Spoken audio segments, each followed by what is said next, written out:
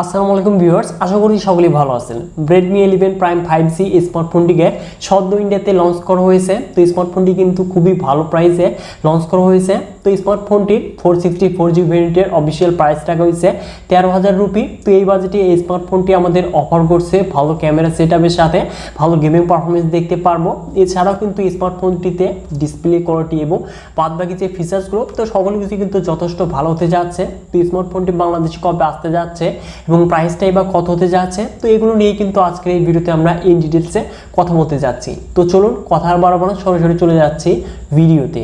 তো প্রথমেই যদি আমরা স্মার্টফোনটির বক্সটিকে আনবক্সিং করি, তো ফার্স্টে দেখতে পারবো ম্যানুয়াল বক্স, যার মাঝে দেখতে পারবো সিম ejector, papers and back cover দেখতে পারবো। তার নিচে দেখতে পারবো আমাদের কাঙ্ক্ষিত স্মার্টফোনটি। তো ফোনটিকে একটু সাইডে রাখলে তার নিচে দেখতে পারবো 22.5 ওয়াট চার্জিং অ্যাডাপ্টার।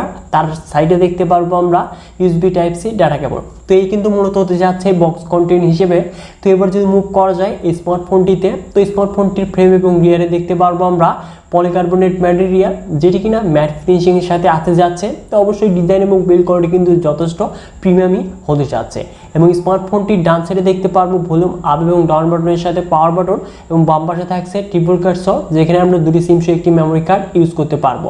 এবং টপে দেখতে পারবো আয়ার ব্লাস্টার এবং 3.5mm অডিও জ্যাক, এবং নিচে দেখতে পারবো primary microphone, USB type C port এবং স্পিকার কি। তো অবশ্যই স্মার্টফোনটি কিন্তু আমরা হাতে খুব ইজিলি ভালোভাবে কিন্তু ইউজ করতে পারবো।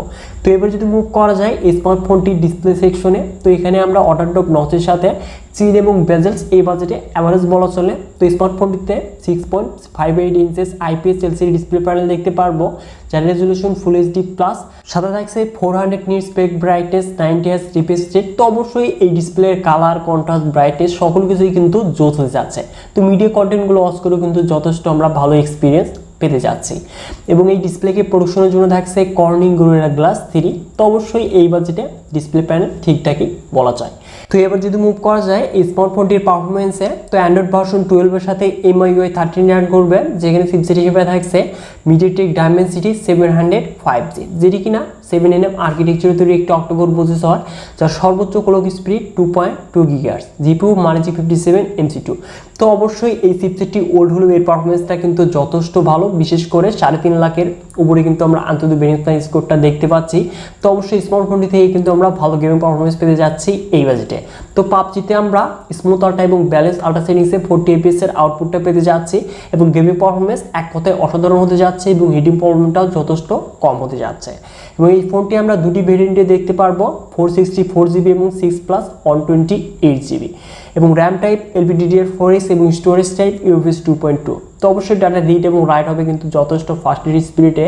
তো এবার যদি আসা যায় ফোনটির ক্যামেরাতে, তো রিয়ারে দেখতে পারবো ডুয়াল ক্যামেরা সেটআপ, যার মেইন ক্যামেরাটি 50 মেগাপিক্সেল, যার অ্যাপারচার হলো 1.8, সাথে থাকছে 2 মেগাপিক্সেল ডেপথ সেন্সর। তো স্মার্টফোনটির রিয়ার ক্যামেরা দিয়ে আমরা 1080p 30fps সর্বোচ্চ ভিডিও রেকর্ড করতে পারবো।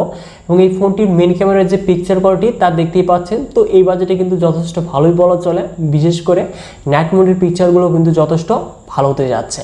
এবং এই ফোনটির ফোনে দেখতে পারবো আমরা 8 মেগাপিক্সেল সেলফি ক্যামেরা, যেটি দিয়ে আমরা 1080p 30fps সর্বোচ্চ ভিডিও রেকর্ড করতে পারবো। তো এবার যদি মুভ করা যায় স্মার্টফোনটির কমন ফিচার্সে, তো এখানে আমরা সকল কানেক্টিভিটি দেখতে পারবো, সাথে সকল সেন্সরগুলো থাকতে যাচ্ছে। এবং স্মার্টফোনটিতে দেখতে পারবো সাইড মাউন্টেড ফিঙ্গারপ্রিন্ট স্ক্যানার, যেটি কিনা যথেষ্ট ফাস্ট স্পিডে লক এবং আনলক হতে যাচ্ছে। সাথে দেখতে পারবো আমরা 5000 mAh ব্যাটারি, যেটি কিনা 8 to 5 চার্জিং সাপোর্টেড, যদিও আমরা বক্সে দেখতে পারবো 22.5 or ফাস্ট চার্জিং সাপোর্টেড। তো স্মার্টফোনটি দিয়ে আমরা 1.5 ঘন্টাতে কিন্তু ফুল চার্জ কমপ্লিট দেখতে পারবো, এবং একদিনের চাইতে কিন্তু বেশি ব্যাটারি ব্যাকআপ পেয়ে যাব এই ফোনটি থেকে। এবং এই ফোনটি আমরা 3টি কালার ভেরিয়েন্টে দেখতে পারবো, ব্ল্যাক, সিলভার এবং গ্রিন। তো এবার যদি মুভ করা যায় এই স্মার্টফোনটির প্রাইসে, তো এই লোয়ার ভেরিয়েন্টের প্রাইস রাখা হয়েছে 13,000 রুপি, এবং হায়ার ভেরিয়েন্টের প্রাইস রাখা হয়েছে 15,000 রুপি। তো এক্সপেক্ট করছি আমরা 17,000 টাকার আশেপাশে কিন্তু বাংলাদেশে অফিসিয়ালভাবে এর হায়ার ভেরিয়েন্টটা বা এর লোয়ার ভেরিয়েন্টটা লঞ্চ করা হবে। তো এই স্মার্টফোনটি আমরা হয়তো আগামী মাসের প্রথম দিকে বা মাঝামাঝিতে কিন্তু লঞ্চ হওয়ার অনেকটাই সম্ভাবনা রয়েছে। তো এবার যদি স্মার্টফোনটির পজিটিভ এবং নেগেটিভ দিকগুলো নিয়ে কথা বলা যায়, তো নেগেটিভ সাইডে আসলে তো এখানে ওয়াটারড্রপ নচ থাকছে, যা বর্তমান সময়ে আসলে মানানসই না। এবং এখানে যদি একটি আল্ট্রাওয়াইড ক্যামেরা থাকতো তাহলে বেস্ট হতে পারতো। তো এখানে কিন্তু আর বাদ বাকি সকল ফিচার্সগুলো আমার কাছে এই বাজেট অনুযায়ী ঠিকঠাকই মনে হয়েছে।